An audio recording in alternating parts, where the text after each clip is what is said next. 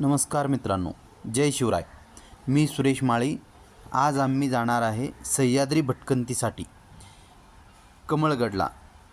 मित्रांनो, कमळगडला जाण्यासाठी वाई ते आकोशी 35 किलोमीटर इतकी आहे. आम्ही 5 वाजता पुण्यावरून निघालो आहे व साधारणतः 10 वाजता आकोशी गावात पोचलो आणि ट्रेकिंगला सुरुवात केली. साधारणतः 1 तास डोंगर चढून गेल्यानंतर धनगर वस्ती लागली आणि तिथे 2-3 वाटा आहेत. मित्रांनो, इथे खूप मोठी चूक होऊ शकते, कारण 2-3 वाटा असल्यामुळे आणि जंगल ट्रेक असल्यामुळे वाट चुकण्याची चान्सेस जास्त आहेत. त्यामुळे इथले रहिवासी कोणी असतील त्यांना सोबत घेऊन जावं, कारण आम्हाला 1 ते 2 तास रस्ता भटकंती झाली होती. मग आम्ही इथून एक दादा आम्हाला भेटला, गुराखी दादा, त्यांना सोबत घेऊन गेलो.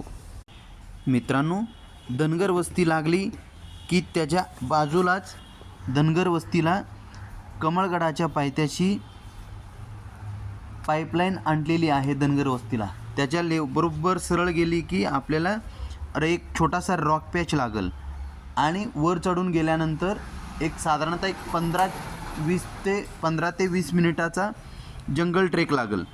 मग आपल्याला एक शिडीचा पॅच लागू शकतो आणि त्या मित्रांनो, फायनली शिडी लागलेली आहे आणि सर्वजण शिडीवरून चढून गेल्यानंतर समोरच दिसतोय कावेची विहीर. कावेची विहीर साधारणतः 70 ते 80 फुटाची इतकी आहे आणि खाली उतरण्यासाठी त्याला पायऱ्यासुद्धा आहेत आणि रोपचा मदत घ्यायला रोपसुद्धा आहे.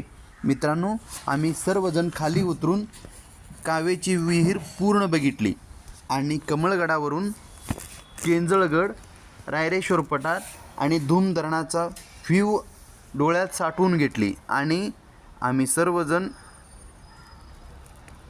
आता परतीच्या मार्गाला निघायचे होतो. व्हिडिओ आवडल्यास मित्रांनो लाईक, शेअर, सबस्क्राईब करायला विसरू नका. चला तर भेटूया पुढच्या व्हिडिओमध्ये.